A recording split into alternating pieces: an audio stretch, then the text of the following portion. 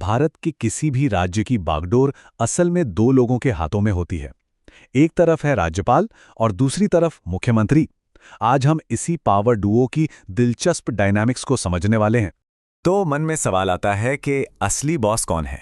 वो जिसे केंद्र सरकार भेजती है या फिर वो जिसे राज्य की जनता खुद चुनती है? देखिए, इसका जवाब ना हाँ में है ना ना में, क्योंकि हमारे संविधान ने जानबूझकर एक जोड़ी बनाई है। राज्य को चलाने के लिए इन दोनों की ही जरूरत है और ये डिजाइन बहुत सोच समझकर तैयार किया गया है। तो चलिए इस पावर डुओ की केमिस्ट्री को थोड़ा और गहराई से समझते हैं।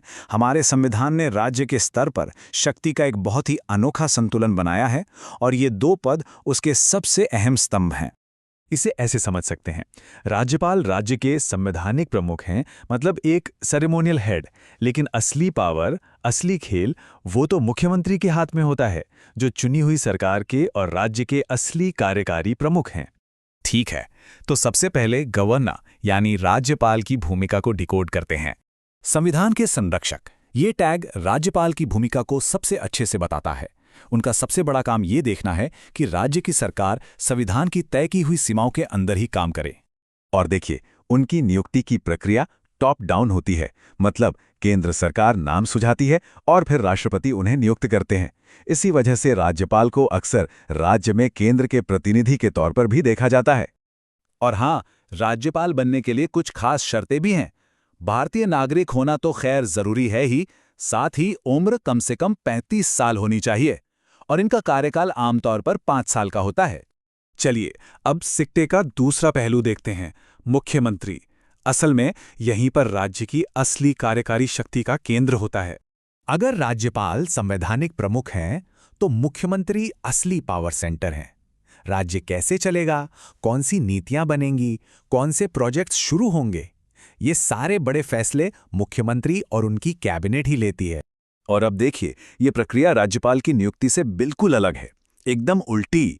यहाँ पावर नीचे से ऊपर की तरफ जाती है। लोग अपने विधायक चुनते हैं, बहुमत वाली पार्टी या गठबंधन अपना नेता चुनता है और वही नेता मुख्यमंत्री बनता है। ये पूरी तरह से लोकतंत्र की आवाज है। तो अब हमारे पास दो पावर सेंटर हैं, एक को नियुक्त किया गया है, दूसरे को चुना गया है। तो फिर ये दोनों मिलकर काम कैसे करते हैं? असल कहानी तो यहीं से शुरू होती है। ये टेबल ये एक तरह से पूरे खेल को एक ही नज़र में समझा देती है। शक्ति का स्रोत, भूमिका, अधिकार और जवाबदेही, हर पैमाने पर ये दोनों पद एक दूसरे से एकदम अलग हैं। एक राष्ट्रपति के प्रति जवाबदेह है तो दूसरा सीधे जनता की चुनी हुई विधानसभा के प्रति। और ये लाइन इस पूरे रिश्ते का सार है। ज्यादातर मामलों में राज्यपाल को मुख्यमंत्री और उनकी मंत्री परिषद की सलाह पर ही काम करना होता है। असली कमान मुख्यमंत्री के ही हाथ में होती है। तो फिर सवाल ये उठता है कि इस दोहरी व्यवस्था की आखिर जरूरत ही क्या थी? संविधान बनाने वालों ने इतना कॉम्प्लेक्स सिस्टम बनाया ही क्यों? इसका जवाब भारत के संघीय ढांचे यानी फेडरल स्ट्रक्चर में छिपा है। ये सिस्टम एक पुल की तरह काम करता है, जो राज्य की जनता की लोकतांत्रिक इच्छा को देश के बड़े संवैधानिक फ्रेमवर्क से जोड़ता है। मुख्यमंत्री जनता की पसंद का प्रतिनिधित्व करते हैं और राज्यपाल संविधान की अखंडता का। और यहीं पर वो सवाल आता है जो हमेशा चर्चा में रहता है, क्या ये व्यवस्था शक्तियों के बीच एक जरूरी संतुलन है या फिर ये केंद्र को राज्यों पर अपना कंट्रोल रखने का एक जरिया देता है? ये एक ऐसी बहस है जो भारतीय लोकतंत्र के साथ हमेशा चलती रहेगी। सोचने वाली बात है ना?